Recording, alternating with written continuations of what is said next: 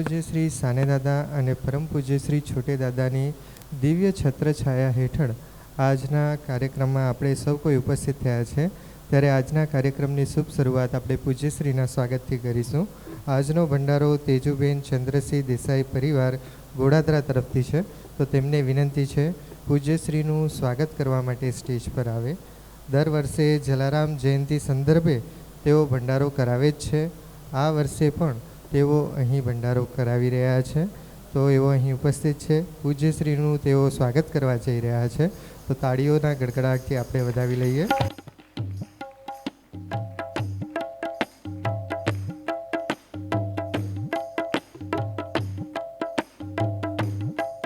એકવાર જોરદાર તાળી થઈ જાય.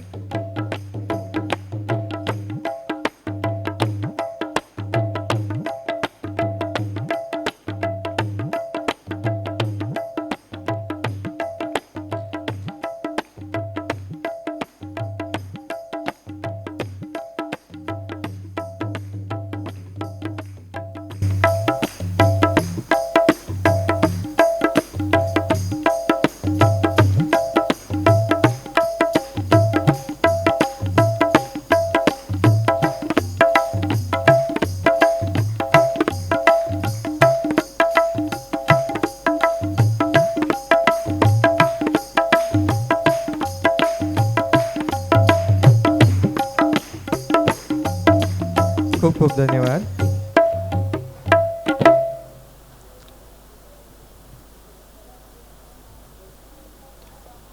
આજના પાવન દિને શ્રદ્ધામય પુરુષાર્થનો નવો અંક પણ આવી ગયો છે, તો સદગુરુદેવને નમ્ર અરજ છે તેના દર્શન કરાવે. એકવાર જોરદાર તાળીઓથી આપણે વધાવી લઈએ.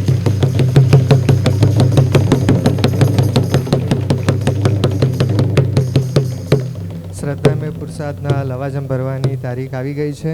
સૌ નાથ ભક્તો પોતાના વોલેન્ટિયર મિત્રોને લવાજમ જમા કરાવી દે. 1 વર્ષના 320 રૂપિયા છે, જેમાં તમને 24 અંકો મળશે. તો વહેલી તકે પોતાના વોલેન્ટિયર મિત્રનો સંપર્ક સાધીને લવાજમ સમયસર ભરાવે. શાકંભરી નવરાત્ર આવી રહી છે, જેનો આરંભ 30 ડિસેમ્બર અને શુક્રવારે થશે અને પૂર્ણાહુતિ 6 જાન્યુઆરી અને શુક્રવારે થશે. મહાભંડારો 5 જાન્યુઆરી અને ગુરુવારે થશે. તો મહાભંડારામાં જે શાકભાજી આપવા માંગતા હોય તેઓ 4 જાન્યુઆરી એટલે કે બુધવારે શાકભાજી આપી જવી. સવારે 7થી રાત્રે 8 વાગ્યા સુધીમાં નવનાથ ધામમાં તમે શાકભાજી પહોંચાડી શકો છો. નવરાત્રિના આ ભંડારા માટે આપ આર્થિક યોગદાન પણ નોંધાવી શકો છો. શક્તિ અને ભક્તિનો પર્વ છે, તો આ પર્વને આપણે માણીએ, તેમાં યોગદાન અવશ્ય કરીએ. બીજી કેટલીક અગત્યની જાહેરાતો. નેપાળ પ્રવાસ માટે નવા નામ લેવાની અવધિ પૂર્ણ થઈ ગઈ છે, પણ જે નાથ ભક્તો ટ્રેનમાં આવવા માંગે છે તે કઈ રીતે આવવા માંગે છે તેની નોંધણી ચાલુ છે. સ્લીપર કોચ અથવા AC 3 ટાયરમાં આવવા માંગે છે તેની નોંધણી અવશ્ય કરાવી. જાન્યુઆરીના પહેલા અઠવાડિયામાં બુકિંગ કરવાના હોવાથી ટ્રેનના નામો વહેલી તકે નોંધાવી દેવા, પૈસા પણ સમયસર જમા કરાવી દેવા. તો હવે આજના પાવન દિને સદગુરુદેવને નમ્ર અરજ છે પોતાની દિવ્ય વિચાર ગંગા પ્રવાહિત કરે. જય અવધૂત.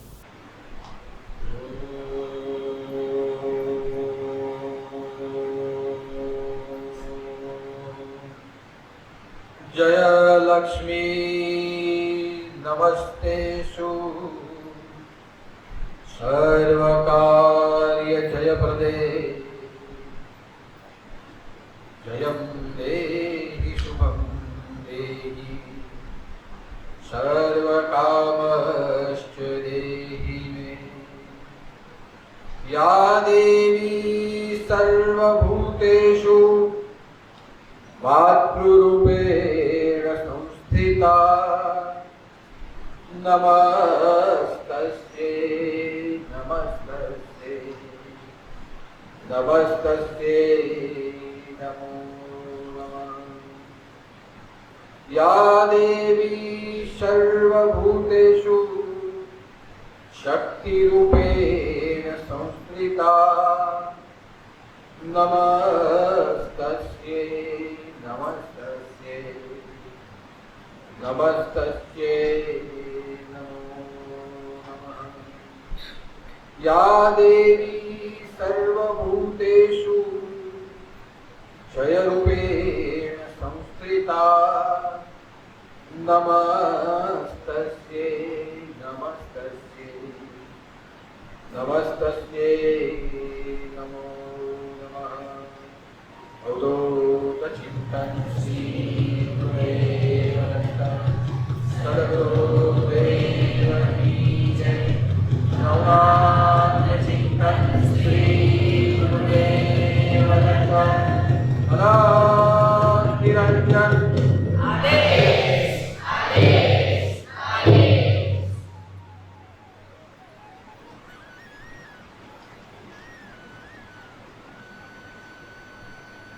हम सबके हृदय में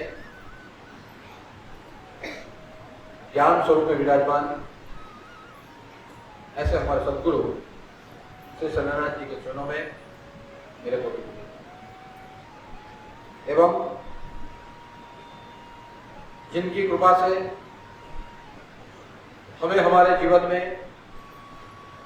निश्चित विवेक बुद्धि प्राप्त होती है, वही निश्चित विवेक बुद्धि का उपयोग करते हुए हम संसार में फैले हुए असत्य के सामने ज्ञान के प्रकाश के माध्यम से असत्य को परास्त करते हुए जीवन में सत्यलोक की स्थापना कर सकते हैं। ऐसी जय स्वरूपिणी मां महालक्ष्मी देवी के चरणों में मेरे कोटि कोटि नमन। और जो भी नाथ भक्त YouTube के माध्यम से हर गुरुवार के विचार गंगा का श्रवण दर्शन कर रहे हैं, और जो नाथ भक्त नाथ दृष्टि हॉल में उपस्थित रहते हुए आज की विचार गंगा का दर्शन कर रहे हैं, ऐसे सभी धर्म प्रेमी भाई बहनों को, सभी नाथपंथी भक्तों को मेरा जयउदूत जय जय मच्छिंद्र समर्थ और आदेश।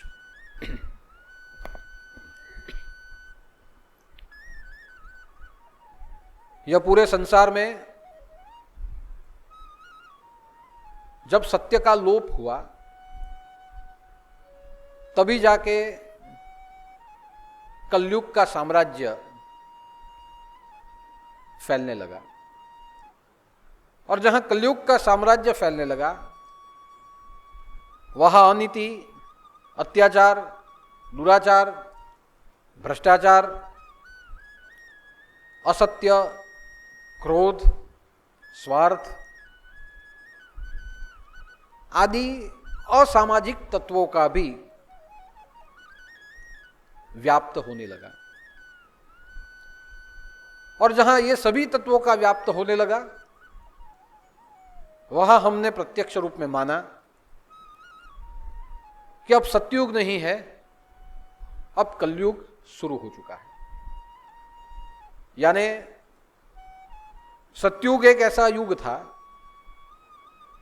जहां केवल और केवल सत्य ही बोला जाता था, सत्य ही कहा जाता था, अनीति और दुराचार नहीं था, केवल धर्म का आचरण था। प्रत्येक जन जन के बीच में प्रेम और आदर, यह दोनों का समन्वय था। कहीं भी और हमें भ्रष्टाचार नहीं दिखता था। पूरे विश्व में सत्याचार और सद्भाव का बात। लेकिन हमने स्वयं अनुभव किया कि जहां ये सभी तत्व लोप होने लगे और हमारे जीवन को क्षति होने लगी, धर्म को हानि होने लगी, हमारा जीवन अशांति और दुख के मुख में जाने लगा, तब हमने स्वयं स्वीकार किया कि अब युग बदल चुका है। यानी सतयुग रहा नहीं है और कलयुग फैलने लगा है। तो जहां सतयुग रहा नहीं, कलयुग फैलने लगा है। जहां शांति रही नहीं, अशांति फैलने लगी है। जहां सत्य बोलना और कहना रहा नहीं और केवल झूठ बोलना शुरू हो गया है। तो जहां ऐसे दोनों विरोधाभास होने लगे हैं और उससे हम स्वयं ग्रसित होने लगे हैं, तब हम सबने बोलना शुरू किया कि अब सतयुग नहीं रहा, अब कलयुग आ चुका है। यानी कहने का तात्पर्य है कि जहां इस युग में सत्य का लोप हो जाता है वहां कलियुग की शुरुआत हो जाती है। और सत्य का लोप का अर्थ क्या हुआ? सत्य अदृश्य हो चुका है, समाप्त नहीं हुआ। लोप का अर्थ होता है अदृश्य हो जाना।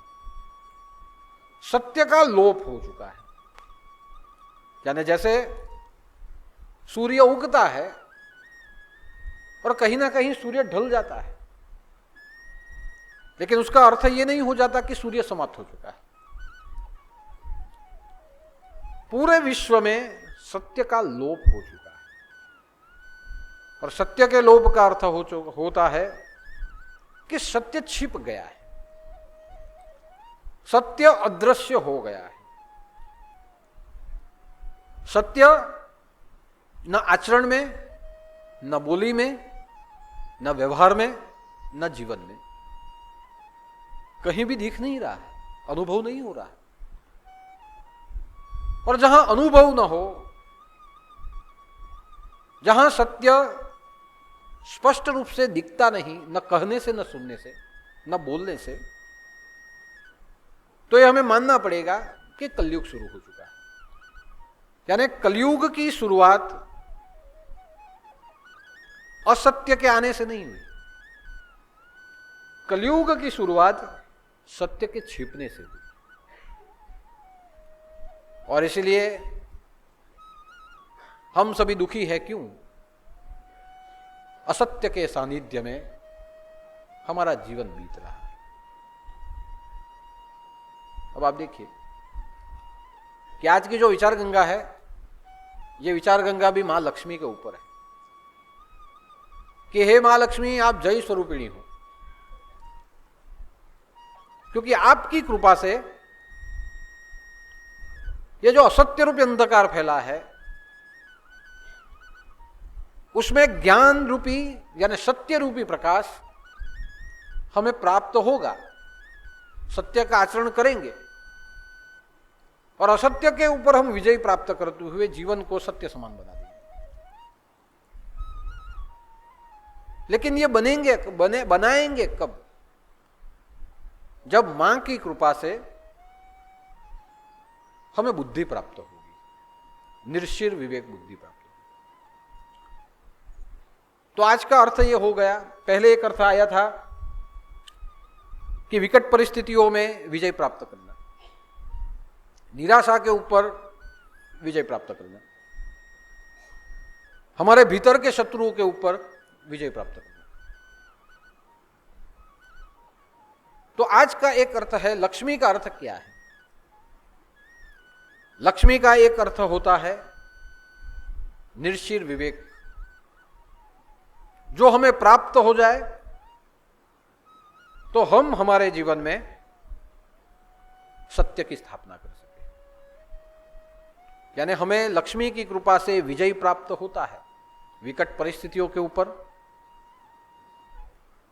हमारे अंदर के 6 शत्रुओं के ऊपर, हमारे अंदर की हताशा और निराशा के ऊपर। और आज हमें विजय प्राप्त हो रहा है असत्य के ऊपर, क्योंकि जय लक्ष्मी नमस्तेसु, कि आप जय स्वरूपिणी हो। आपकी शक्ति मिलने से जीवन में जय मिल जाता है, और जीवन तभी सत्य लोक समान बन सकता है जब असत्य के सामने विजय मिल जाए। और असत्य के सामने विजय मिल जाए का अर्थ होता है कि हमें भी सत्य प्राप्त हो जाए। तो लक्ष्मी का एक अर्थ होता है असत्य के ऊपर सत्य की विजय होना। और सत्य की विजय कब होती है? हमारे अंदर निर्शिर विवेक बुद्धि हमें प्राप्त हो। क्योंकि यह जानना बहुत जरूरी है, क्योंकि हम सब सतयुग और कलयुग ये दोनों के बीच में जी रहे हैं। जब भी कुछ हो जाए तो असत्य हुआ हम बोलते हैं, जब भी कुछ हो जाए तो हम कहते हैं कि असत्य के कारण हुआ। हमें जीवन में कैसे जीना चाहिए? असत्य को छोड़ते हुए सत्य से जीना चाहिए। हम ये सब बोलते हैं। हमारे जितने भी ग्रंथ है, धर्म ग्रंथ है, वो हमें सिखाते हैं सत्यम वद धर्मचर, कि सच्चा ही बोलो और धर्म का आचरण करो। मुंडक उपनिषद हमें सिखाता है कि सत्यमेव जयते, सत्य को दबाया जा सकता है, सत्य कभी परास्त नहीं हो सकता। हमारा धर्म हमें सिखाता है कि सत्य का आचरण करो, सत्यमेव परमेश्वर, कि सत्य ही परमेश्वर है। तो जहां बार बार सत्य की ओर जाना, सत्य की प्राप्ति करना, सत्य के सानिध्य में जीना, असत्य को छोड़ देना, ये शब्द जब बार बार हमारे कानों पे आता है, हमारे जीवन में बार बार उसका आचरण करवाया जाता है, बार बार हमें हमारे गुरु के द्वारा अपने प्रवचन में बार बार सत्य की ओर जाने की प्रेरणा दी जाती है, तो स्वाभाविक है कि अगर सत्य की प्राप्ति हो जाती है तो असत्य का पराभव भी होता है। और इसीलिए ये जानना बहुत जरूरी है कि जीवन में सत्य क्या है और जीवन में असत्य क्या है। और जहां सत्य और असत्य की बात होती है, सबसे पहले हमारे मन में आता है सत्युग। मैं किसी को भी यहां पूछूं कि सत्य के विषय में 2-4 वाक्य कहे, तो सबसे पहले यही बोलेंगे कि हम कलयुग में जीते हैं, जीवन में सत्युग होना चाहिए। सत्युग था तो अच्छा था, कलयुग आया तो बुरा हो गया। हमारी शुरुआत ही युग से हो जाती है। तो हमने एक विभागीकरण कर दिया सत्य का कि सबसे पहले एक सत्युग था, बाद में त्रेता आया, बाद में द्वापर आया और बाद में आज जो है वो कलयुग है। यानी कलयुग का अनुभव किया है, सत्युग को माना है, त्रेता और द्वापर थे, ये हमारा अनुमान है। लेकिन जरा समझिए, मेरा तो ऐसा मानना है कभी भी सत्युग था ऐसा था नहीं। सत्युग है, आज भी है और कल भी रहेगा।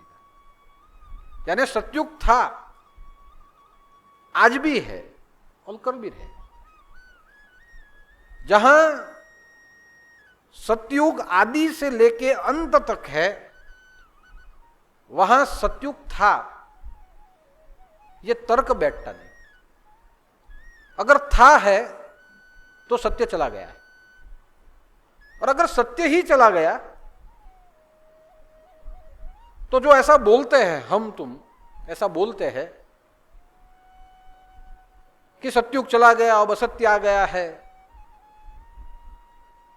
हमारे जैसे को जीने का मुश्किल हो गया है, तो सत्य और असत्य में भेद जानने वाले ज्ञानी ये कलयुग में बचे कैसे? यानी मेरा कहने का तात्पर्य समझिए कि सत्युग अगर चला ही गया है, सत्य नाश हो गया है, तो सत्य और असत्य को जानने वाले हम लोग आज बचे कैसे? सत्य और असत्य को जानते हुए सत्य को प्राप्त करने के लिए हम जो सत्संग करते हैं, हम जैसे सत्संगी आज सत्संग कर कैसे पा रहे हैं? अगर सत्य ही लोप हो चुका, सत्य का नाश हो चुका है, तो इस पूरे जगत में धर्म, सेवा,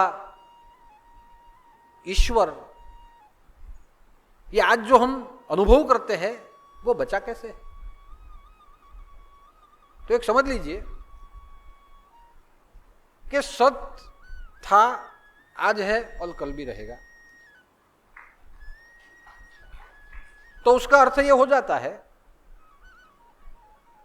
कि सत्युग तब भी था, अब भी है, बाद में भी रहेगा। तो न द्वापर आया है, न त्रेता और न कलयुग आएगा। ये सब अनिश्चितताओं के कारण हमारे मन की धारणा से हम बोलते हैं।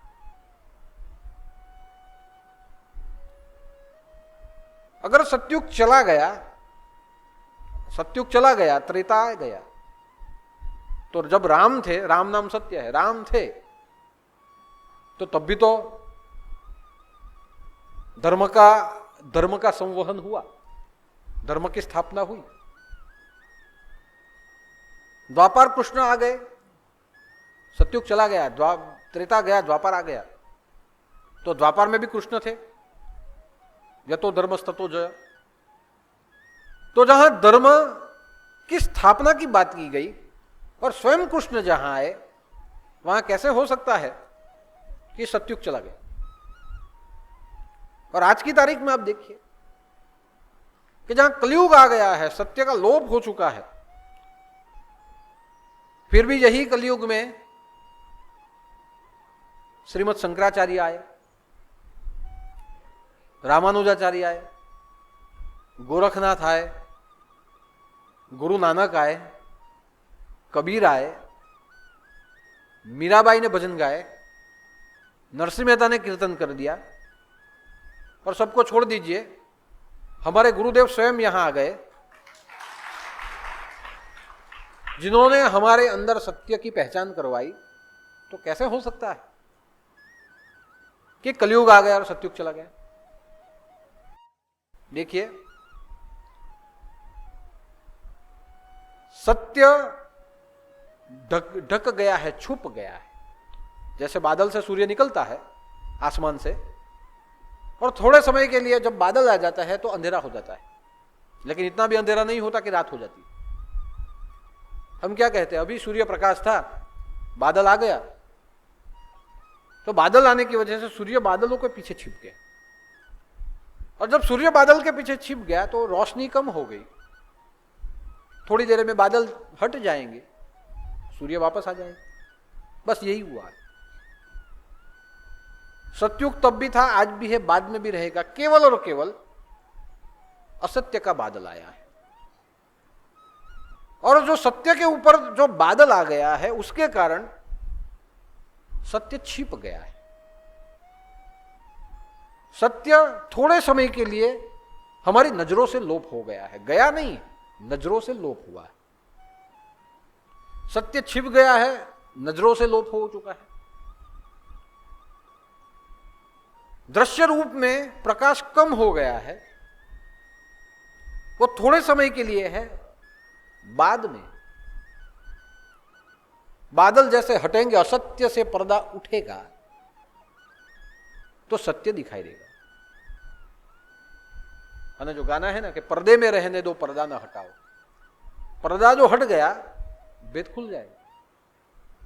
तो हम सब की नजर के ऊपर एक पर्दा पड़ गया है, हमारी बुद्धि के ऊपर एक पर्दा पड़ गया है, हमारे विचारों के ऊपर एक पर्दा पड़ा है। जैसे हम चश्मा पहन लेते हैं, काले रंग का चश्मा हो तो काला ही दिखेगा, पीले रंग का चश्मा हो तो पीला ही दिखेगा।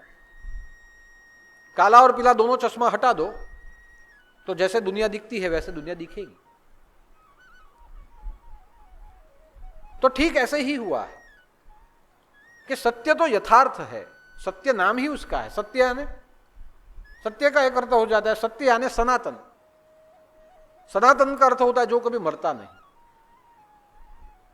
जिसके होने से सब कुछ है, जो कभी मरता नहीं, जो हमेशा हमेशा के लिए जो अमर है, उसके कहा जाता है सत्य। तो जो कभी मरता नहीं उसे सनातन कहा जाता है, जो यथार्थ है उसे सत्य कहा जाता है, और उसके होने से सब कुछ है, उसके न होने से कुछ नहीं, उसे सत्य कहा जाता है। अब हम सोचेंगे कि जिसके होने से सब कुछ है, न होने से कुछ नहीं, जो यथार्थ है, जो ढका हुआ है, तो ये सत्य है क्या? देखिए, सत्य की व्याख्या हर एक दृष्टिकोण से बदलती रहती है। सबसे पहले हम खुद की बात करें तो हमारे अंदर सत्य है क्या? ये शरीर, ये सत्य है। सत्य की एक ही व्याख्या है, जो सनातन हो वो सत्य है, जो मरता नहीं वो सत्य है, जिसके होने से सब कुछ हो, जिसके न होने से कुछ नहीं हो, वो सत्य है, जो है ही वो सत्य है। तो सबसे पहले हम हमारी ओर आ जाए खुद को देखे कि हम सत्य है, हम स्वयं सत्य है। एक कांच में हमारे शरीर को रखे, कांच में शरीर को देखे, और कांच में जब हम शरीर को देखेंगे हमारा शरीर हमें दिखाई देगा। प्रत्येक व्यक्ति कांच में अपने शरीर को देखे, हमारा शरीर दिखाई देगा। और वहां प्रश्न पूछो कि जो इसमें कांच में जो मैं दिख रहा हूं वो मैं सत्य हूं? और जब आप ऐसा प्रश्न पूछेंगे तो ये 3 सिद्धांत है, उस 3 सिद्धांतों के बारे में भी सोचिए।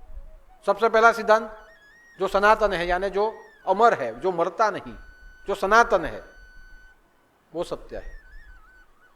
दूसरा जो यथार्थ है वो सत्य है। और तीसरा जिसके होने से सब कुछ है वो सत्य है। ये 3 हमारे शरीर को कांच में देख के, आईने में देख के बोलिए। जो यथार्थ है वो सत्य है। जो शरीर जो दिखता है ये यथार्थ है, वो सत्य है। क्या हमारा शरीर यथार्थ है? यथार्थ का मतलब क्या होता है? जो जैसे का वैसे है। हमारा शरीर जैसे का वैसा है, देख लीजिए। शरीर जो आज है 10 साल के बाद ये शरीर ऐसा ही रहेगा? जो काले बाल है वो 10 साल, 15 साल, 25 साल के बाद काले रहेंगे? पूछिए, आईने में बैठ के पूछिए। तो हम कहेंगे नहीं, आज हमारी उम्र 30 साल की है, 20 साल के बाद ये जो बाल काले दिखते हैं वो सफेद हो जाएंगे। मैं तो ऐसे बोलता हूं, जो काले दिखते हैं वो बाल रहे ही ना, हम गंजे भी हो जाए। तो मैं भी गारंटी आपो कि वाड़ जेवा से तेवा रहશે। जो यथार्थ है यथार्थ रहेगा। तो बाल पक सकते हैं, जड़ सकते हैं। हमारा जो चेहरा आज जो हमें दिखता है 25 साल के बाद ऐसा ही दिखेगा? आज देखने के अच्छा लगता है, 30, 40 साल, 45 साल की उम्र में अच्छा लगता है। 70, 65 साल की उम्र में हमारा चेहरा हमें पसंद आएगा? ऐसा ही दिखेगा? नहीं, चेहरा शुष्क हो जाएगा। चेहरे के ऊपर की जो त्वचा है वो ढल जाएगी। चेहरे का जो तेज है वो कम हो जाएगा। हो सकता है दांत गिर भी जाए, आंखों पे चश्मा आ जाए। यानी जो चेहरा हम देखते हैं यथार्थ नहीं रहने वाला। पीछे चले जाए कि 10 साल पहले जैसे थे आज वैसे हमारा शरीर है? नहीं है।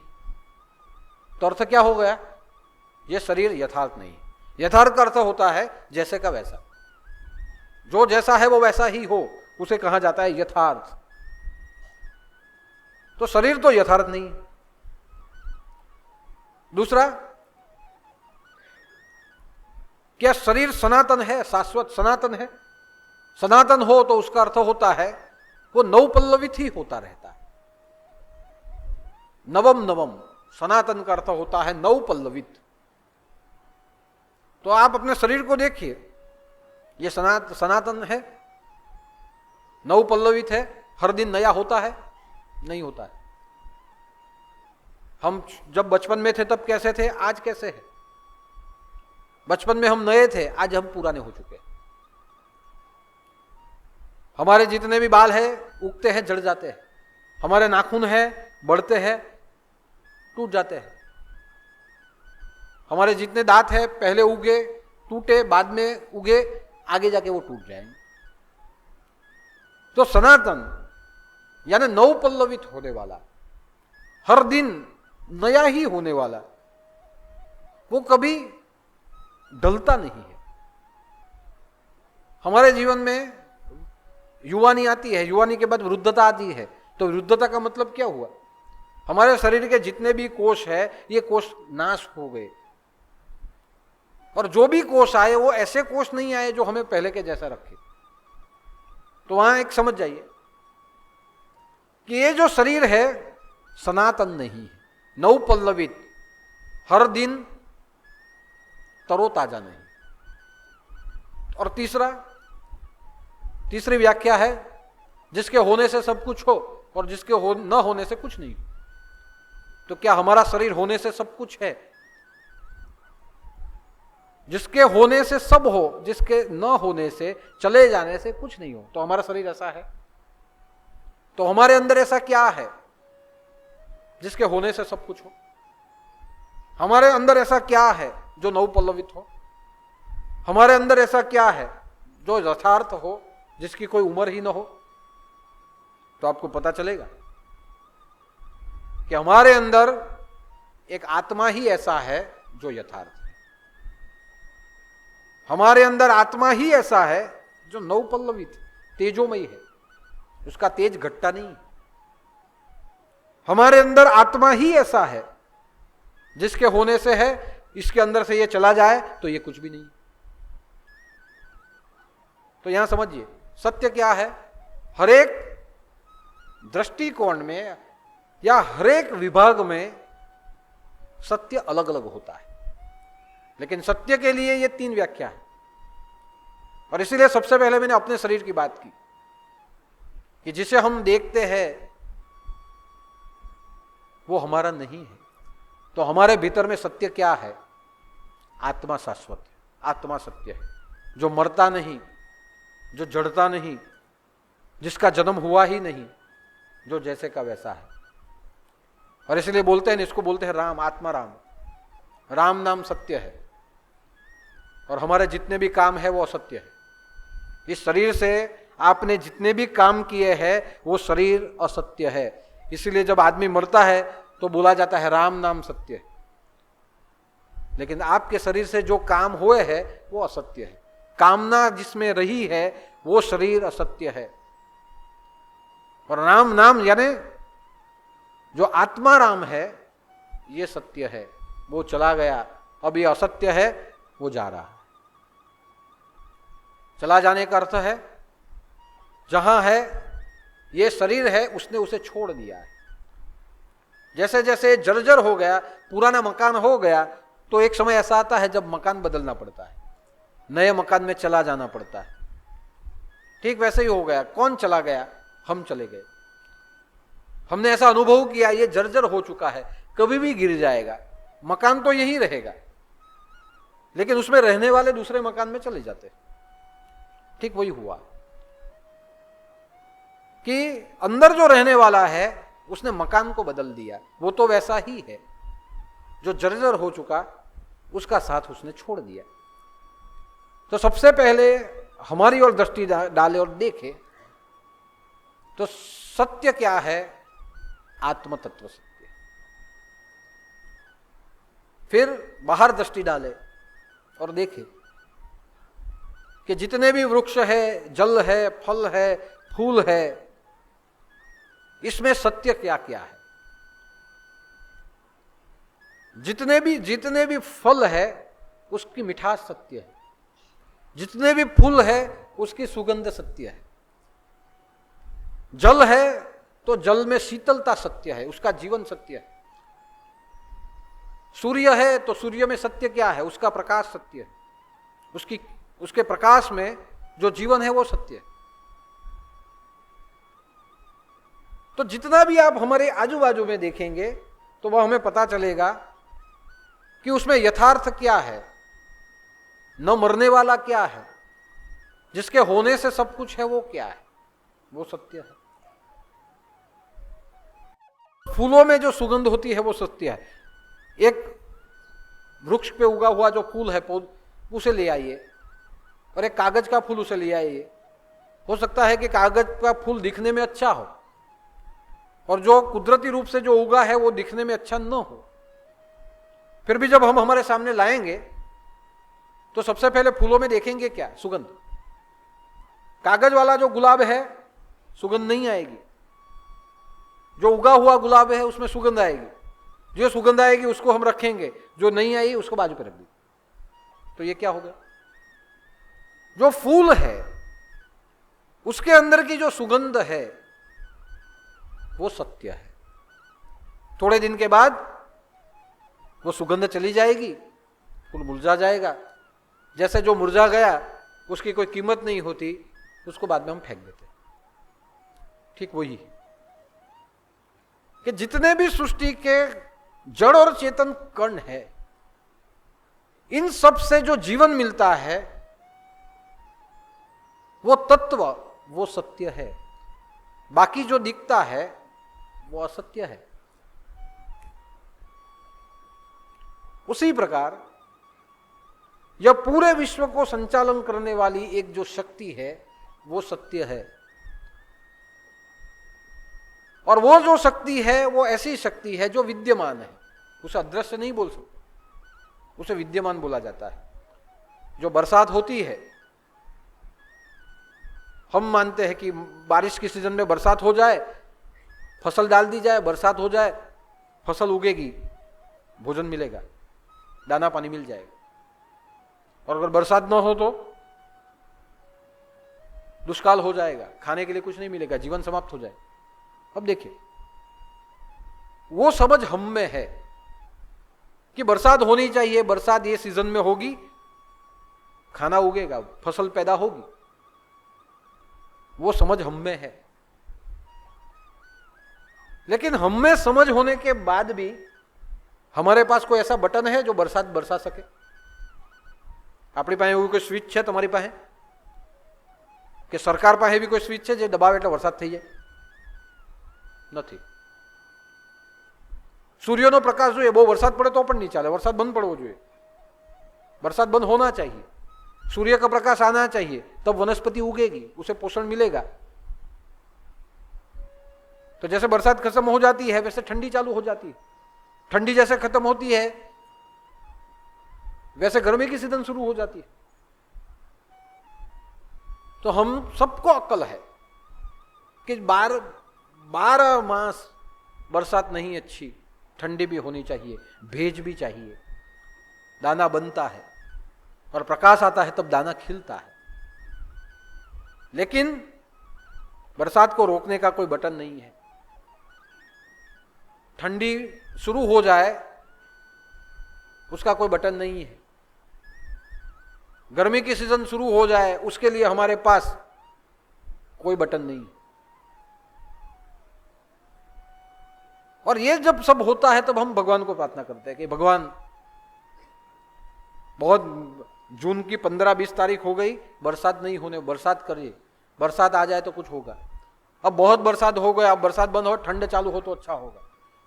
बहुत ठंड गिर चुकी, अब गर्मी पैदा हो तो अच्छा हो। स्विच हमारे पास नहीं है, उसके लिए हमें ऊपर देखना पड़ता है और ऊपर देके 2 हाथ जोड़ के प्रार्थना करनी पड़ती है, तुम कुछ करो। और जब बरसात नहीं होती तो यज्ञ होते हैं, ये सब होता है। हमारे पास समझ है, नियंत्रण नहीं। तो नियंत्रण किसके पास है? तो ये जो भी कुछ नियंत्रण है, जो विद्यमान शक्ति है उसके पास। अदृश्य शक्ति नहीं है, वो विद्यमान है। अदृश्य हो तो दिखती नहीं, लेकिन विद्यमान हो तो समय समय पे अपना प्रभाव दिखाती है।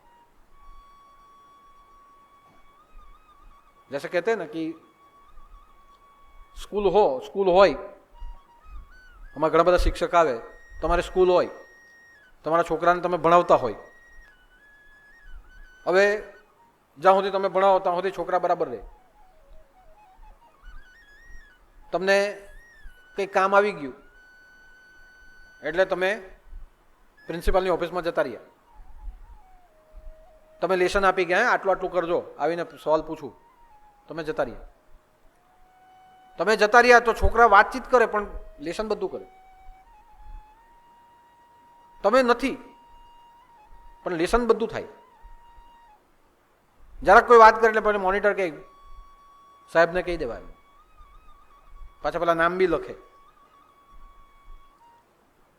અને તમે 2 કલાક પછી પાછા આવે, આ અમારી પ્રાથમિક શાળામાં આવું થતું હતું, હવે નથી થતું એવું। આ પ્રાથમિક શાળાની મજા બી આ હોય કે એક જ સાહેબ હોય એ જ બધું ભણાવે, એટલે પેલો જતો રહે તો શાંતિ થઈ જાય કે 2 કલાક પછી આવે તો સારું। હવે તો પાછું પીરિયડ આવી ગયા એટલે કોઈ ટીચર પીરિયડ છોડ્યો નહીં, પણ જ્યારે પ્રાથમિક શાળામાં ભણતા હતા ને ત્યારે આ એક મજા હતી, સાહેબ કે બેન જાય ને તમે જોયા કરે ગઈ, અને વાત કરતા કરતા પેલો મોનિટર બી આપણો જ હોય એટલે પેલો મોનિટર બી જોયા કરે, એ આવતા છે એટલે પાછા બધા હિતા થઈ।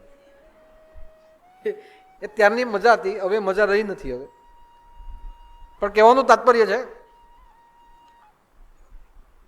છોકરાઓને એટલી ખબર છે કે સાહેબ ક્લાસમાં નથી પણ ત્યાં છે એટલે વિદ્યમાન છે, ગમે ત્યારે આવી જાય એટલે ભણે.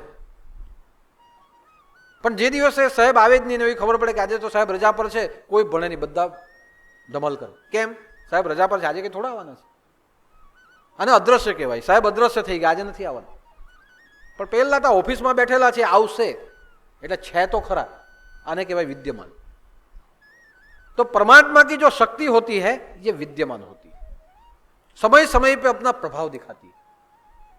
बरसात बरसा देती है, बाढ़ ला देती है, बाढ़ को रोक देती है, धूप ला देती है, धूप बंद कर देती है, ठंडी ला देती है, फसल उगा देती है, बिजली पैदा कर देती है आसमान में. तो ये जो कुछ भी होता है और हमें जो मिलता है ये विद्यमान है, उसका नियंत्रण करती है. जो नियंत्रण करती है उसका अर्थ है उसके हाथ में सब कुछ है. तो जो नियंता है, जगत नियंता है, जो नियंत्रण करता है, जो विद्यमान है, वो सत्य है. असत्य क्या है? जो हमने जो निर्मित किया वो असत्य है. जो जल संचय के जो डैम बना दिए और डैम से जो नहर में पानी आता है, यह असत्य है. क्यों? कभी ना कभी उसका नाश हो जाएगा. बरसात गिरेगी नहीं तो डैम में पानी आएगा कैसे? जो देखते हैं वो असत्य है. हमने जो खेत में बो दिया है यह असत्य है. हमने बोया है, हमारे पास कल पैसे नहीं होंगे, हम नहीं बोएंगे. कुछ ऐसे विकट परिस्थिति आ गई, हम नहीं कर पाएंगे, हम मर जाएंगे, नहीं हो जाएंगे. तो जो खेत में जो दिखता है यह असत्य है. लेकिन जो आप दाना डालो और जो दाने को उगा देता है वो शक्ति, ये सत्य है. और इसीलिए समय समय से ऐसी शक्तियों की पूजा की जाती थी. वरुण देवता की पूजा हो, वायु देवता की पूजा हो, जल देवता की पूजा हो, अग्नि देवता की पूजा हो, सूर्य देवता की पूजा हो. वो नियंता की जो शक्ति है, जो विद्यमान है, वो सत्य है. हमारे होने से उसका अनुभव हम करते हैं, हमारे जाने से वो चली नहीं जाने वाली, वो वहीं रहने वाली. तो पूरे जगत में जो हम देखते हैं, जो नियंत्रण करने वाली शक्ति है, जो विद्यमान है, वो सत्य है. तो खुद को देखे उसमें क्या सत्य है, कण कण में देखे उसमें क्या सत्य है. और हमारे व्यवहारिक जगत में सत्य के आचरण को सत्य माना गया. जो हम में जो सत्य है वो आत्मा है, और वही आत्मा को हम परमात्मा मानते हैं. और इसीलिए ऐसी कल्पना की गई, जो उसमें है वो मुझ में है, मुझ में है वो सब में, सब में एक समान है. और जो सब में एक समान है वही परमात्मा है. जब तक उसे हमने माना तब आत्मा, और जब हमें ज्ञान हो गया तो यही आत्मा परमात्मा, उसका स्वरूप बड़ा हो जाता है. तो जब व्यवहारिक जगत की बात आए तो जो सत्य आपके भीतर में है, जो सत्य उसके साथ जुड़ा हुआ है, आत्मा और परमात्मा, वह दोनों सत्य हितकारी है. परमात्मा भी हितकारी है, हमारे अंदर जो आत्मा है वो भी हितकारी. तो सत्य का एक अर्थ क्या हुआ? जो हित करे वो सत्य, कल्याणकारी हो वो सत्य है. परमात्मा कल्याणकारी है, हमारे अंदर बैठा हुआ आत्मा भी कल्याणकारी है. तो जो कल्याण करे, जिसकी वृत्ति कल्याण करने की है, वो सत्य है. तो जो कल्याण कर सकता है, वो जो सत्य है, वो कल्याणकारी आचरण बोलने से होना चाहिए, हमारे कहने से होना चाहिए, सुनने से होना चाहिए, हमारे बर्ताव करने से होना चाहिए. उसके पास जो कल्याणकारी आचरण है, वो आचरण हमारे द्वारा होना चाहिए. उसे कहते हैं सत्य का आचरण. परमात्मा किसी का बुरा नहीं करता है, बुरा हम लोग एक दूसरे का करते हैं.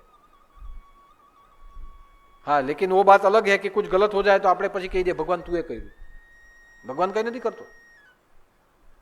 જે કરીએ તે આપણે કરીએ છીએ. કોઈ ધંધો કરો ને તમારા પૈસા નાખો ને ફસાઈ જાઓ, ભગવાન આ ધંધો કર્યો, તું એ કૃપા નહીં કરી, એને તો કૃપા કરી જ તમને. તમારે વિચાર કરવાનો હતો કે કેવા માણસ જોડે કરવો ન કરવો. આ વિવેક તમારામાં હોવું જોઈતું હતું. એને તો તમને સગવડ કરી, તમારામાં બુદ્ધિ બી આપી, પણ એ બુદ્ધિ આપણે ચલાવીએ નહીં તો.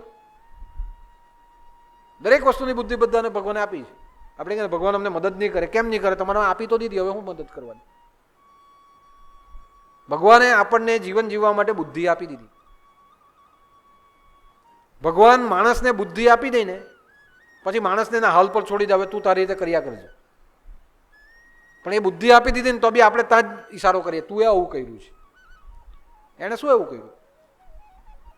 તમને બુદ્ધિ આપી, શું ખાવું નહીં ખાવું તમારા હાથમાં છે.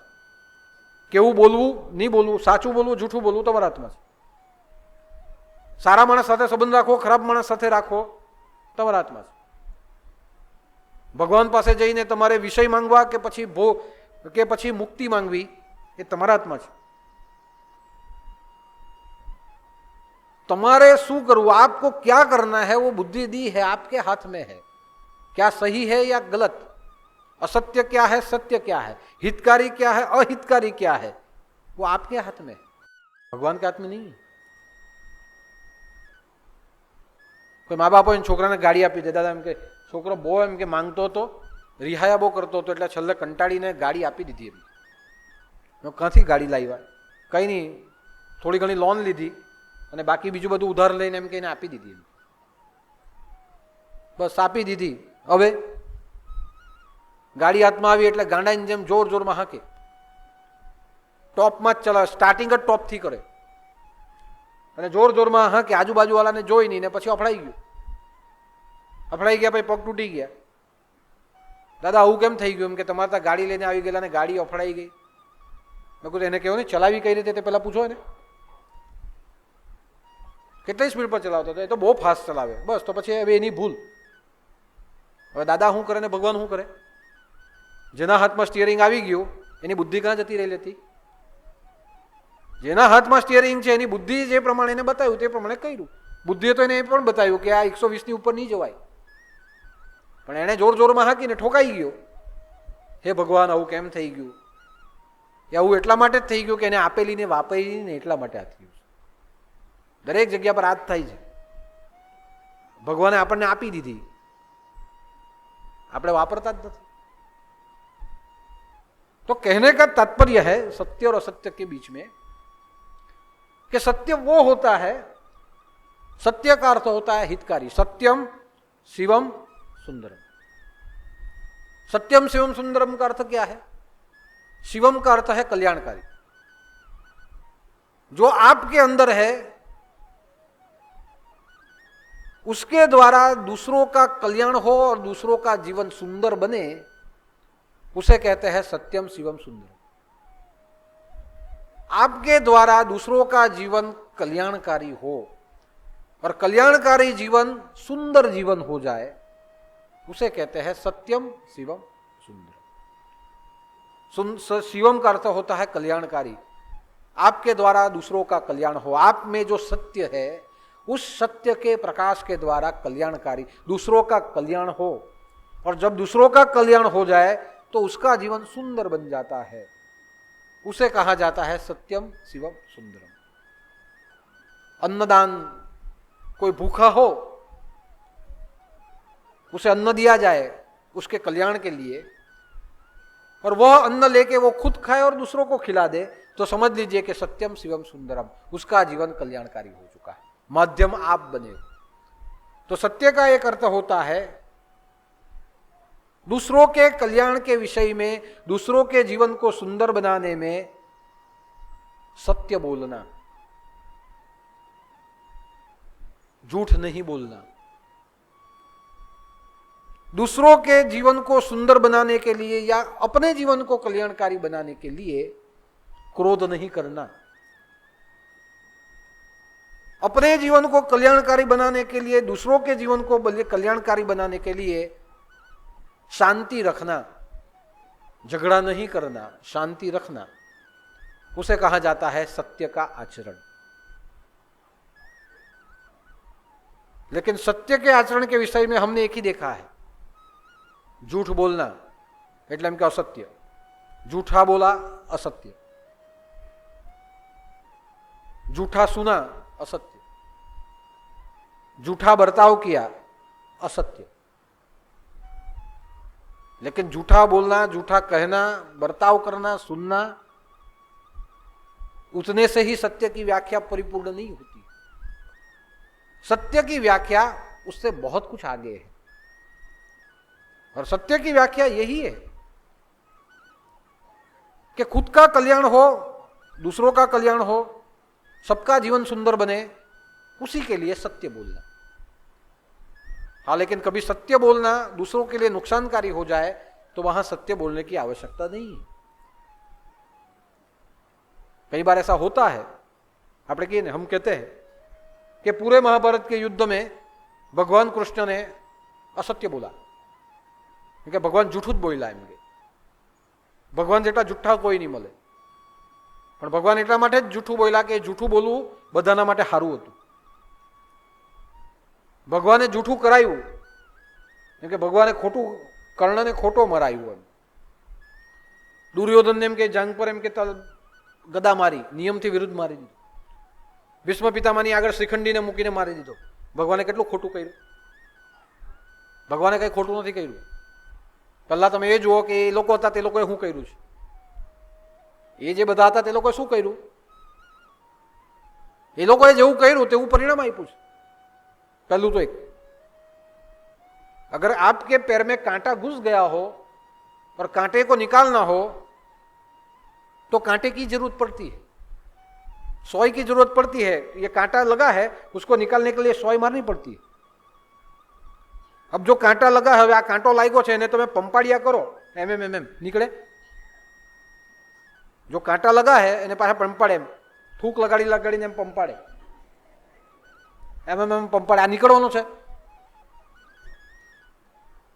એને તમે રાખી મૂકો, એને રાખી મૂકો, એને પાવડર લગાડો, એના પર મેકઅપ લગાડો, ગમે ત્યાં જાઓ તો એને હાચવી મૂકો, પછી અંદરથી શું થશે?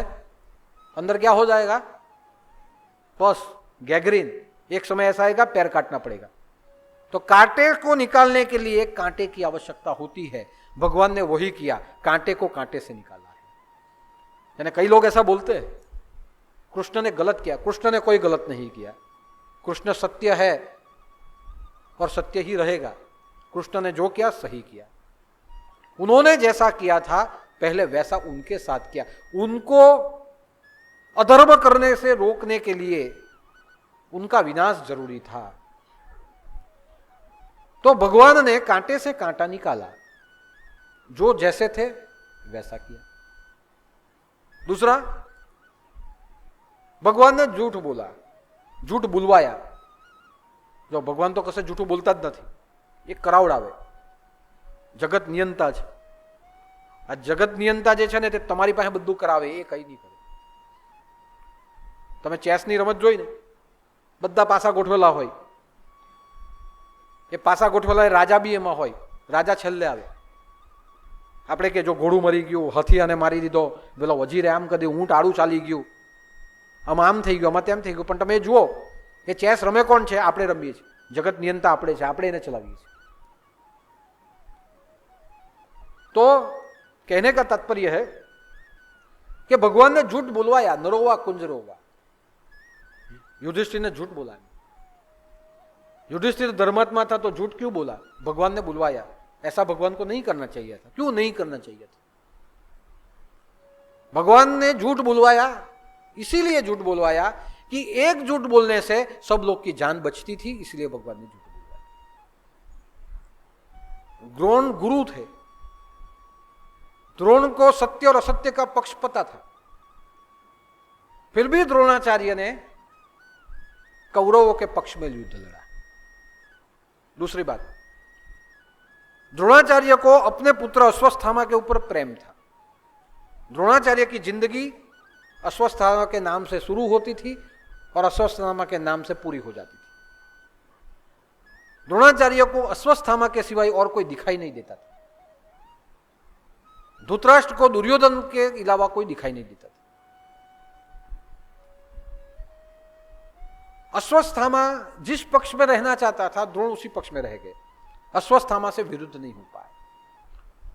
दूसरा, द्रोणाचार्य का शत्रु द्रुपद, द्रौपदी का पिता, वो जिस पक्ष में था उसके विरुद्ध में उसको रहना था, इसलिए द्रोणाचार्य ने कौरव के पक्ष को पसंद किया। बाकी अर्जुन भी शिष्य था, दुर्योधन भी शिष्य था, शिष्य तो दोनों थे। अब द्रोणाचार्य जब तक सेनापति बने रहेंगे, पांडवों के लिए ये युद्ध जीतना नामुमकिन, धर्म की स्थापना नामुमकिन। द्रोणाचार्य को हटाना जरूरी था, और द्रोणाचार्य को हटाने के लिए जरूरी था, वो द्रोणाचार्य गुरु थे, और गुरु जब थे तो गुरु कभी मरता नहीं है।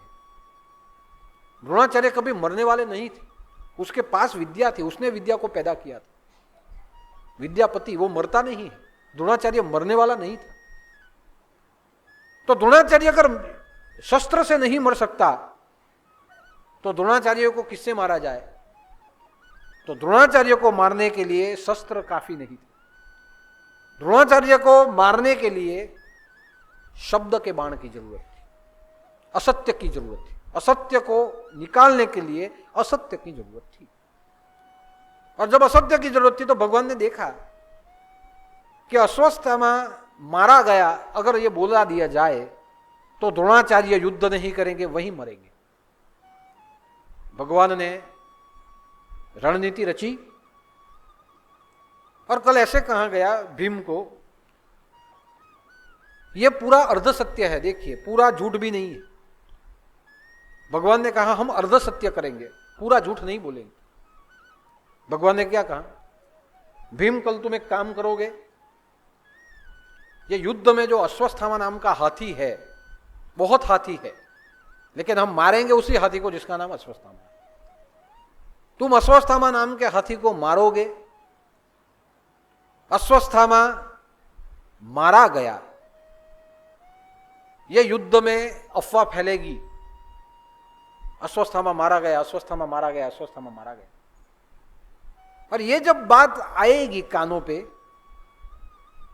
तब द्रोण दुखी होंगे और द्रोण पूछेंगे अश्वत्थामा मारा गया, सब बोलेंगे अश्वत्थामा मारा गया, लेकिन द्रोण किसी का सच नहीं मानेंगे, क्योंकि अश्वत्थामा अमर था। तो द्रोण किसका सच मानेंगे? द्रोण सच मानेंगे केवल युधिष्ठिर का। એટલે યુધિષ્ઠિરને કીધું કે હવે તારે હોળીનું નારિયેળ બનવાનું છે, હવે અહીંયાથી તારું જ માને, પાપ કરવાનું। યુધિષ્ઠિર કે ભગવાન મેં જૂઠું તો નહીં બોલું, એમ પણ જૂઠું તો નહીં બોલે તો વાંધો નહીં, પણ હું સાચું જ બોલું। ચાલો તું સાચું બોલે, પણ એટલું યાદ રાખજે કે તદ્દન સાચું બી નહીં બોલે ને, એટલું તો તું કરી શકે ને। તદ્દન સાચું નથી બોલવાનું, પણ સાચું બોલવાનું છે। ઠીક છે, કરું, तारे बोलवानु। तने पूछे युधिष्ठिर को बुलाओ, युधिष्ठिर सच बोलो, अश्वत्थामा मारा गया। और तब युधिष्ठिर बोलेंगे अश्वत्थामा मारा गया।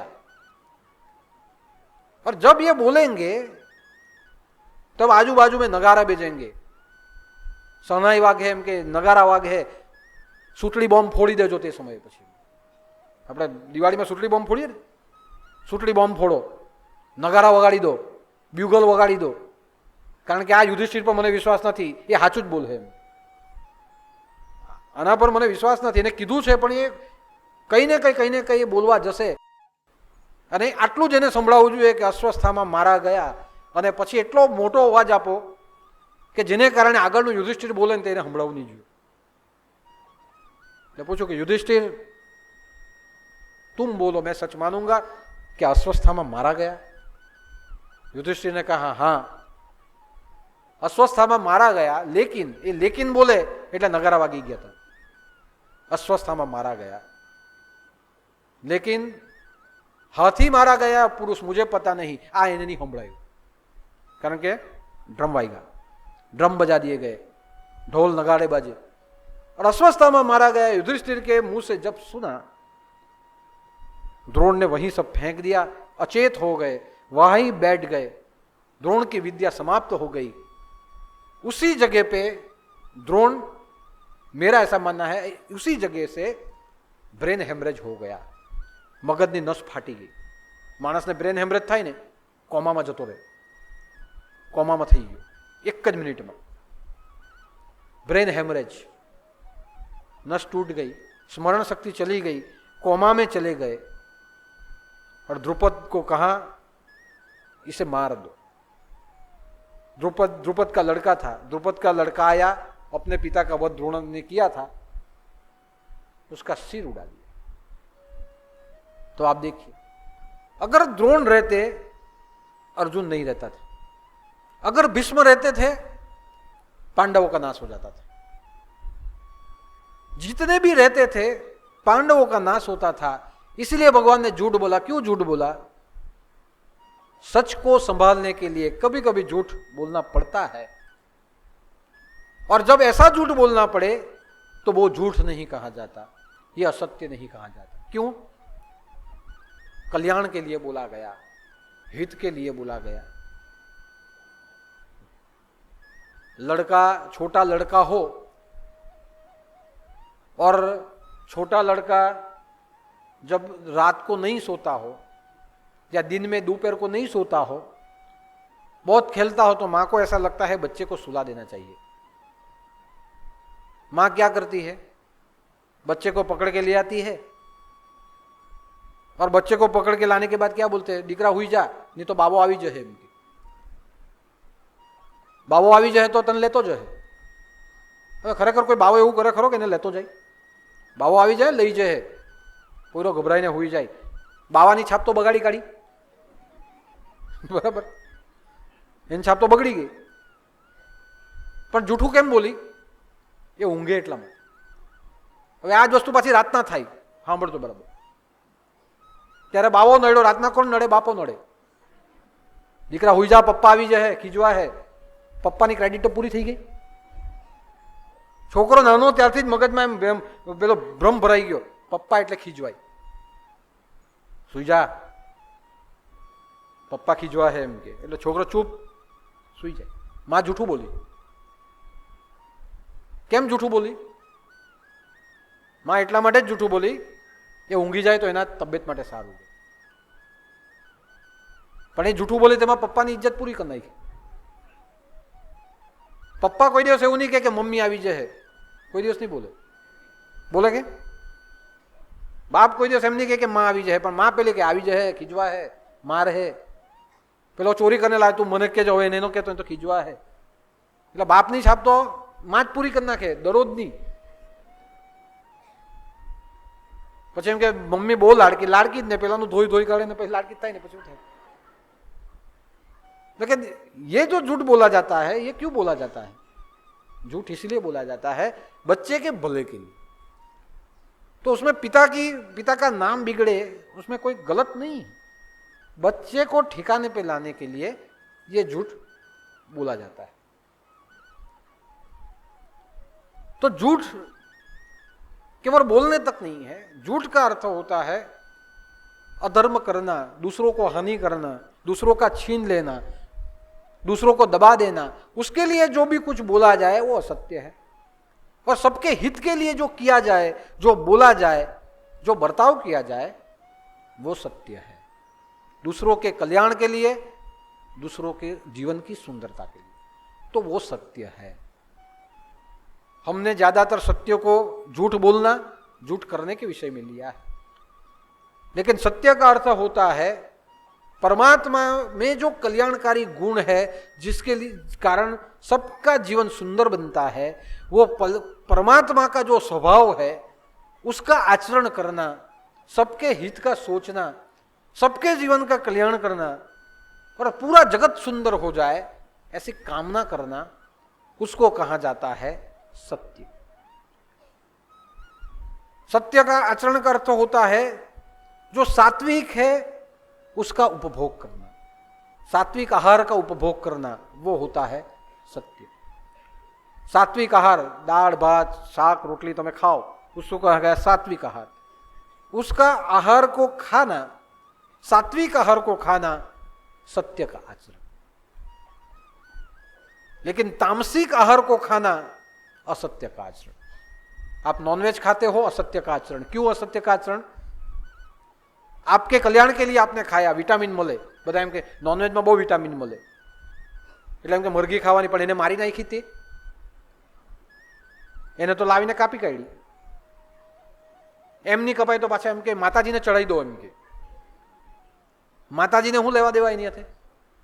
હું નથી જોયું કે માતાજીને મરઘો ખાવા જોઈએ, હું નથી જોયું કે માતાજીને બલી જોઈએ, બકરો કાપવાનો, પાડો કાપો. માતાજી માંગતી જ નથી, ભગવાન માંગતા જ નથી. એને તો અન્ન આપ્યું વરસાદ વરસાવીને, પોતાના ફાયદા માટે બીજાનું અકલ્યાણ કર્યું, તમે મારી નાખ્યા. એમ કે આ ખાવાનું, એમ કે તબિયત બહુ સારી બને. તમારી તબિયત સારી બનવાથી કોને ફાયદો થવાનો છે? અને કોણે કીધું કે આ ખાવાથી જ તબિયત સારી બને? सात्विक आहार खाने से, सात्विक अन्न पेट में जाने से सात्विक विचार पैदा होते हैं, और सात्विक विचार जहां पैदा हो जाए वहां सात्विक आचरण अपने आप होता है. लेकिन नॉनवेज को खाना, किसी को मार के, पशुओं को मार के खाना, ये तामसिक है, असत्य का आचरण है, उसमें पाप लगता है. अनाज खाने में पाप नहीं लगता, हमारे लिए ही बनाया गया है, लेकिन नॉनवेज खाने से पाप लगता है. क्यों लगता है? किसी को मारना असत्य का आचरण है. दारू पीना पाप नहीं है,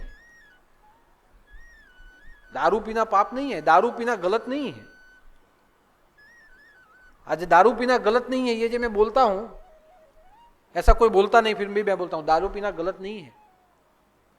लेकिन दारू पीने के कारण आपके घर में झगड़ा हो जाए, इसीलिए दारू खराब है. दादा एम तो बहुत हारो, एम के मारो पति एटलो हारो, पण पीधा पछी एम के तो हवे मने को दारू पीवू, मैं क्या कीधुं छे के खोटुं छे? पीवो, पचाववानी ताकत होय तो पीवानुं. 2 ની 4 વખત પેક મારો, પણ એવો મારો કે બાજુવાળાને ખબર નહીં પડવી જોઈએ આને નાખ્યું છે. પીધા પછી શાંતિ થઈ જવી જોઈએ. તમારા ઘરની અંદર તમારે એવી રીતે રહેવું જોઈએ કે આજુબાજુવાળાને ખબર, લોકો કહે હવે શાંત, બસ. તો પીધા પછી અશાંતિ, પછી પેલી બૈરીને પકડીને મારે, છોકરાને મારે, કંઈ બોલે એટલે આજુબાજુવાળાને ઝઘડવા પહોંચી જાય. હવાર પડે એને ઉતરે એટલે ખબર પડે કે હવે હું. तो कहने का तात्पर्य है कि दारू पीना गलत नहीं है, पहले भी पिया जाता था, लेकिन दारू पीने के बाद हमारे अंदर जो हिंसकता पैदा हो जाती है, ये असत्य का आचरण है. दारू पीने के बाद घर की इकोनॉमी खराब हो जाती है, पूरे पैसे दारू में चले गए. पहले दारू में गए, बाद में दवा में गए. आउट થાય છે. બહુ પી કરે ત્યારે દારૂમાં જાય, અને પછી કિડની ને આ બધું, લીવર બધું ખલાસ થઈ જાય એટલે દવામાં જાય. तो दारू पीने के कारण जो आपका पैसा चला गया दवा में, दारू में, ये खराब है. घर की आर्थिक परिस्थिति खराब हो जाती है, ये खराब. इसीलिए दारू खराब. दारू पीने के वजह से घर में जो हमारे बच्चे हैं उसमें जो संस्कार पड़ते हैं, सही और गलत का भेद भूल जाते हैं, बड़े बन के वो भी वही करने लगते हैं, ये खराब.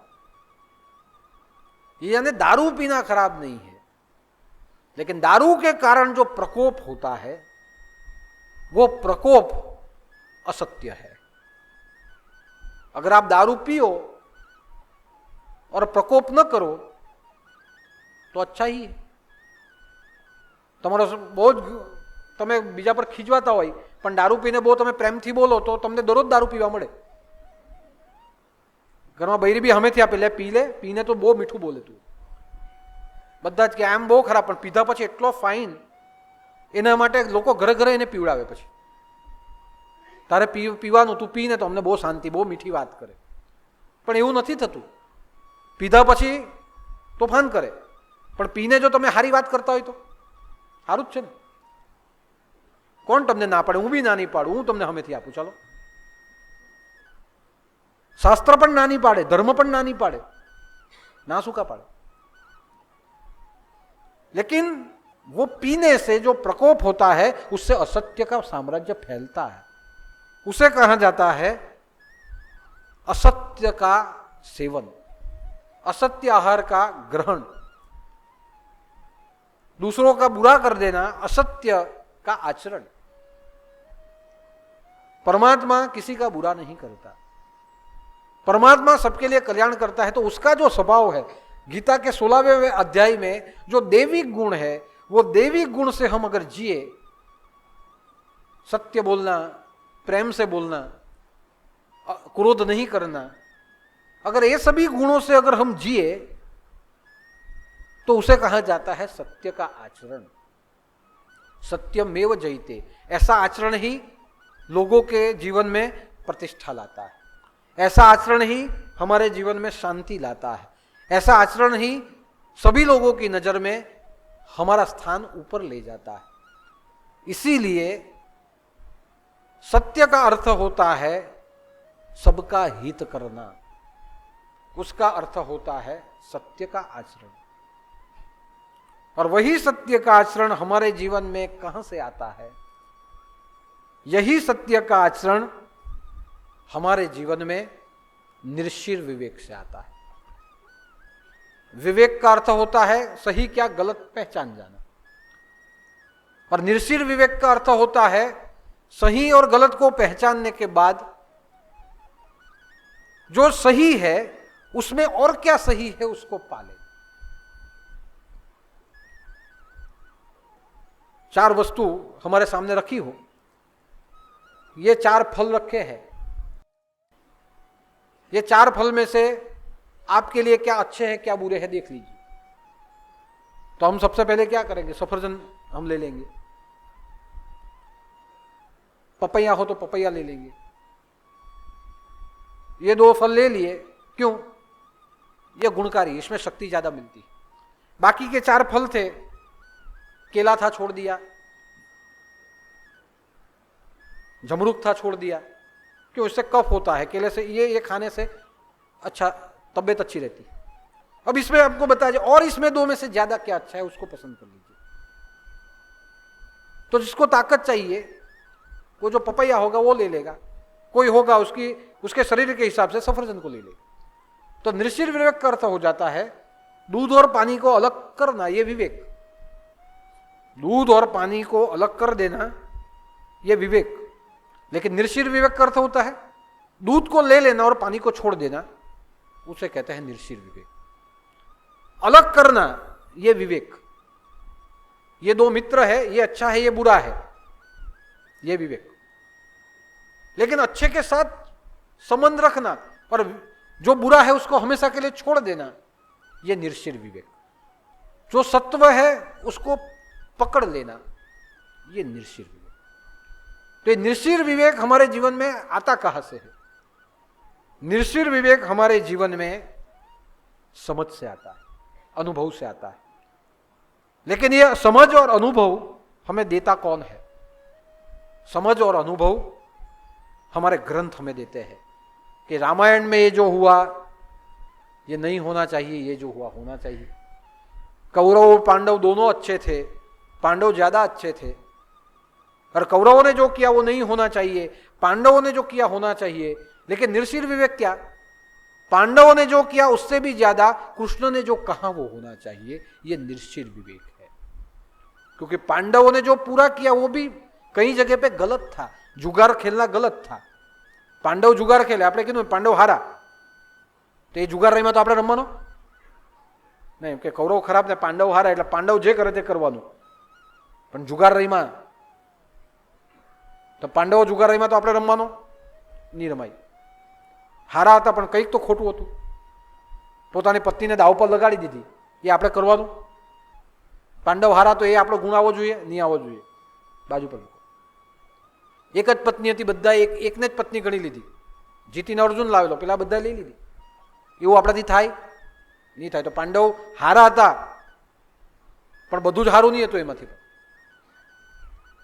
तो पांडव अच्छे थे, सब कुछ अच्छा नहीं था, जो अच्छा था ले लिया, खराब था छोड़ दिया। लेकिन जो अच्छा था उसमें से लेना क्या था?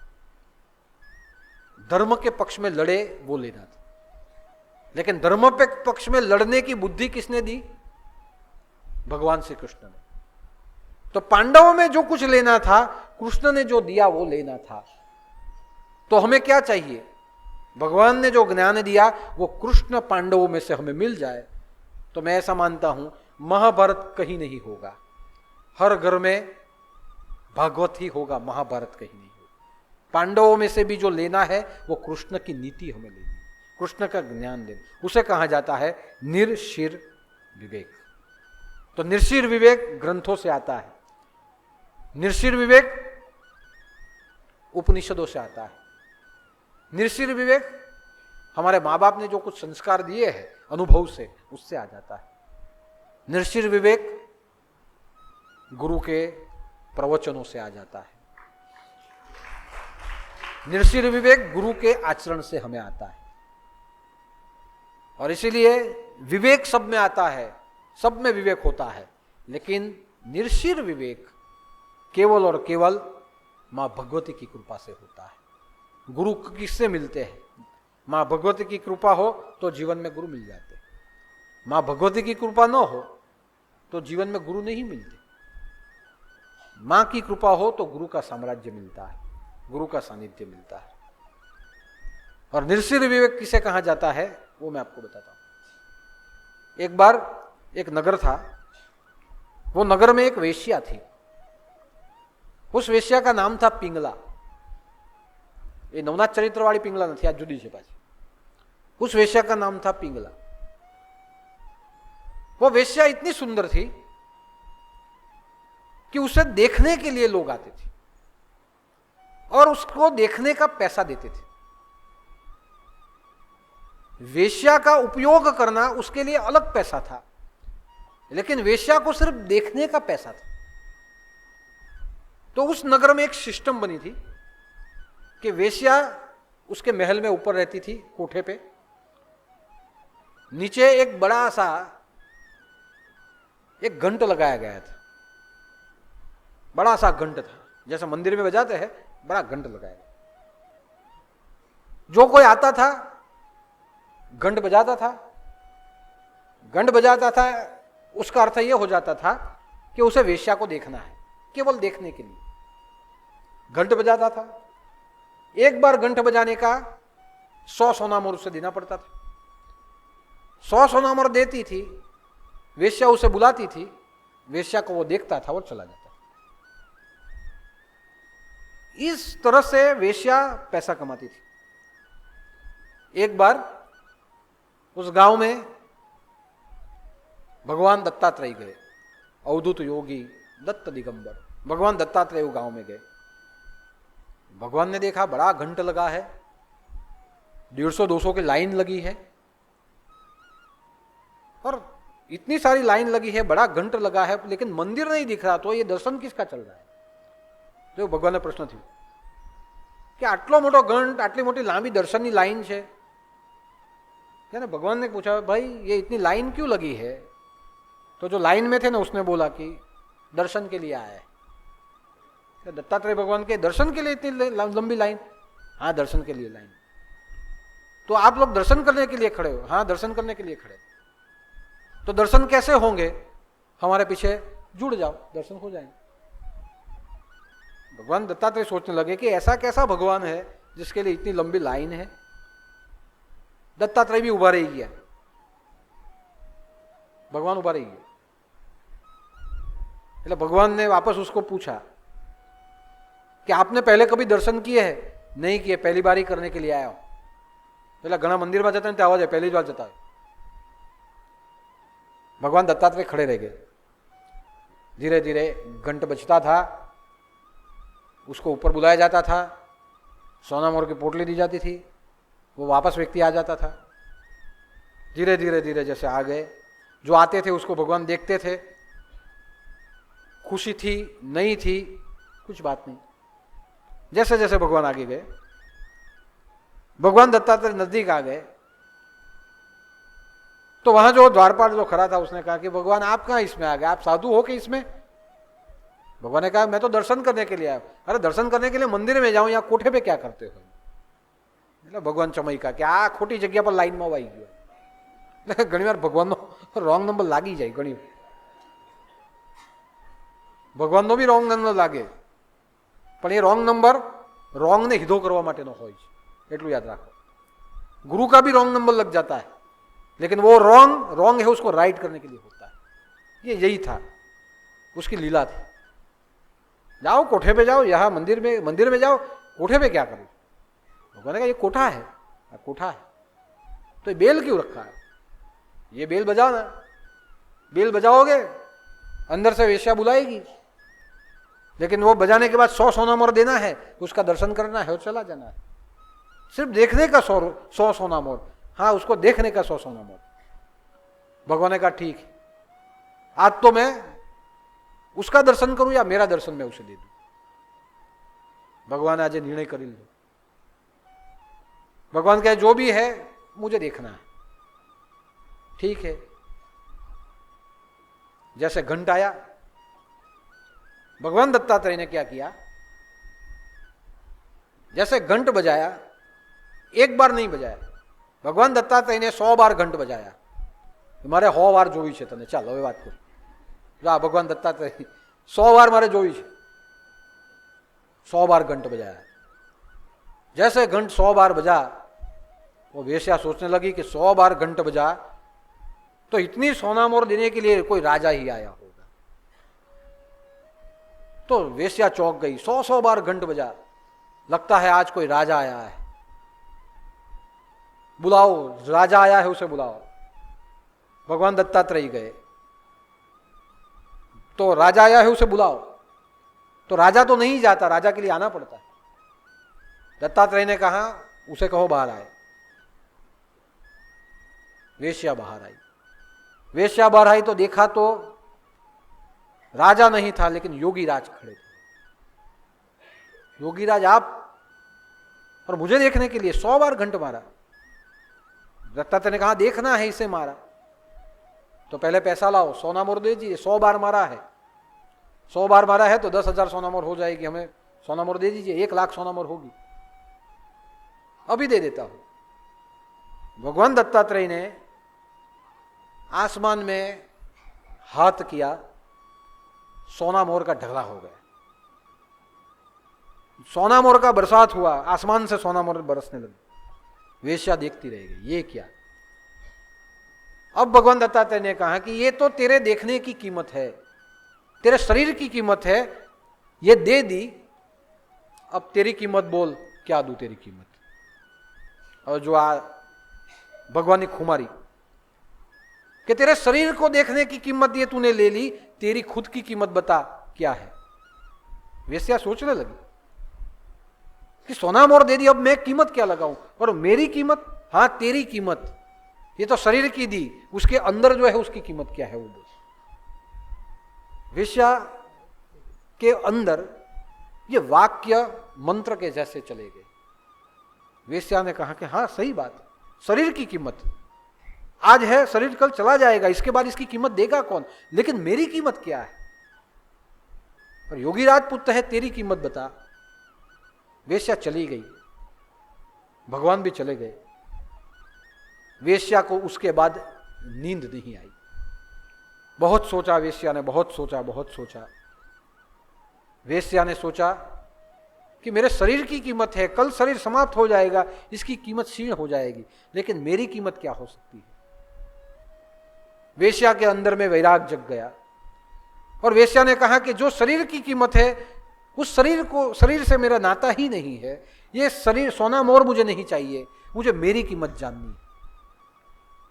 वेश्या सो नहीं पाई, वेश्या के मन में वो प्रश्न चालू रहा। भगवान दत्तात्रेय आए, भिक्षान देही। 1 महीने के बाद आए, भिक्षान देही। वेश्या आई। वेश्या ने अपने जितने भी वस्त्र थे वो निकाल दिए थे और भगवे वस्त्र पहने थे। और वेश्या, दत्तात्रेय ने कहा तुम, हम मैं, तो तुम्हारे वस्त्र जो थे वो नहीं, मैंने वेश स्वीकार कर लिया। क्यों वेश स्वीकार कर लिया कि आपने मुझे पूछा कि ये तो तेरे शरीर की कीमत है, तेरी कीमत क्या है, वो ढूंढने के लिए मैंने सब त्याग कर दिया, क्योंकि मुझे पता चल गया कि ये शरीर की कीमत हो सकती है, आत्मा की कीमत ये नहीं हो सकती। तो मैंने भेक स्वीकार कर लिया।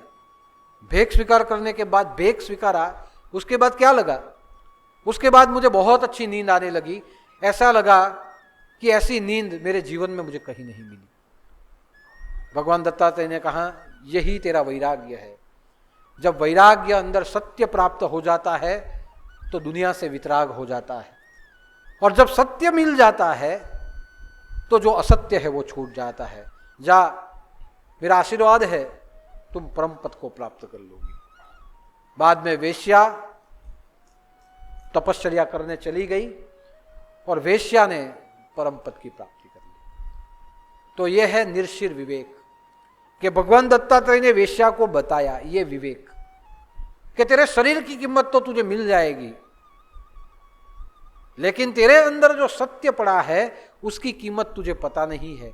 एक बार उसकी कीमत पहचान गई तो तुझे दुनिया के पास हाथ फैलाने नहीं पड़ेंगे, उसके पास हाथ फैला दिया, सब तुझे मिल जाएगा। और तब जाके वेश्या ने वैराग ले लिया। तो देखिए, जो यथार्थ होता है उसकी कीमत पैसा नहीं होती, जो सनातन होता है उसकी कीमत पैसा नहीं होती, जिसके होने से सब कुछ होता है उसकी कीमत पैसा नहीं होती। उसकी कीमत केवल और केवल गुरु कृपा ही केवलम, यही इसकी कीमत होती है। इसीलिए हमारे जीवन में जो असत्य है वो छाया हुआ है, सत्य ढका हुआ है। गुरु कृपा से निर्शील विवेक हमारे जीवन में आ गया तो समझ लीजिए हमारे भीतर के सत्य से, परम सत्य के साथ हमारा लक्ष्य जुड़ेगा। और जहां परम सत्य से आप जुड़ गए वहां समझ लीजिए कि आपका जीवन सत्य लोक के समान हो जाएगा। आप जैसे करोगे वैसे दुनिया उसके हिसाब से करेगी। आज हम दुनिया के हिसाब से चलते हैं, बाद में आपके हिसाब से दुनिया चलेगी। हमारे गुरुदेव ने सत्य को आत्मसात कर लिया तो लाखों भक्त गुरुदेव जिस मार्ग के ऊपर चल गए उस मार्ग के ऊपर आज भी हम सब चलने लगे हैं। दादा शरणम गच्छामि, उनके शरणों के पीछे पीछे हम सब जा रहे हैं। तो मां भगवती को इतनी ही प्रार्थना करते हैं कि हमारे भीतर में जो सत्य है वो सत्य जगत नियंता पूरे विश्व में फैला है, उसी को जानना, उसी के स्वभाव को उतारना और किसी का अहित न करना, यही सत्य है। निर्शील विवेक प्राप्त हो, सत्य को जाने भी और सत्य को पाए भी, ऐसी कृपा हमारे जीवन में हो। 25 बार गुरु मंत्र बोलते हुए निर्शील विवेक की स्थिति हमें प्राप्त हो, ऐसी प्रार्थना भगवान दत्तात्रेय के चरणों में, मां भगवती के चरणों में, गुरुदेव के चरणों में करते हैं।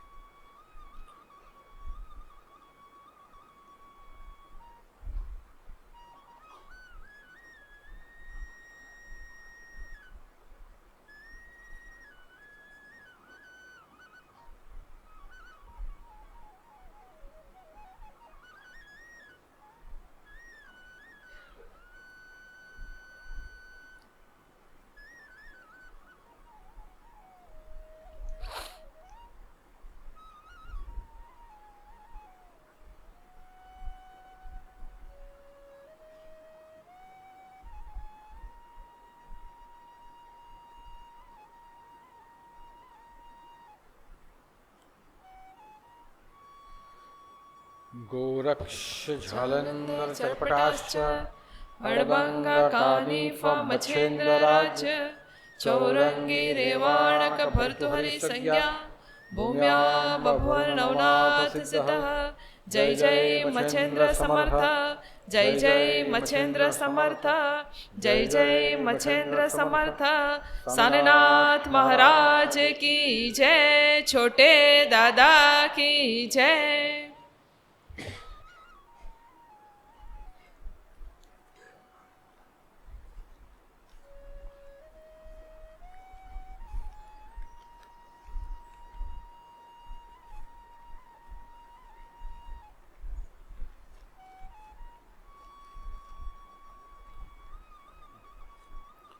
હવે શાકંભરી નવરાત્રની શરૂઆત થાય છે આ મહિનાની 30 તારીખથી ચાલુ થાય.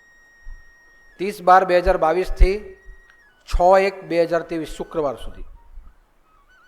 30 તારીખના શુક્રવારથી 6 તારીખના શુક્રવાર પહેલા મહિનાના ત્યાં સુધી શાકંભરી નવરાત્ર છે. 8 દિવસ છે પૂરા. એનું અનુષ્ઠાન તમને આપી દીધું છે, એ પ્રમાણે અનુષ્ઠાન કરવાનું. પહેલાં ગુરુમંત્રની 3, 5, 7 કોઈ બી માળા કરો. જેણે ગુરુમંત્ર નથી લીધો તે સદગુરુ શરણમ ગચ્છામી, એ સદગુરુ શરણમ મમ એની માળા કરવાની. ત્યારબાદ શ્લોક છે ઓમ ધાન્ય લક્ષ્મી નમસ્તેસુ સર્વાભરણ ભૂષિતે ધાન્ય દેહી ધનમ દેહી સર્વ કામશ્ચ દેહી મે. તો આ શ્લોક છે એનો અનુવાદ પણ અહીંયા લખાયેલો છે. એ અનુવાદ સાથે આખો શ્લોક વાંચવાનો. શ્લોક વાંચવાનો, અનુવાદ વાંચવાનો અને એ 11 વખત કરવાનો.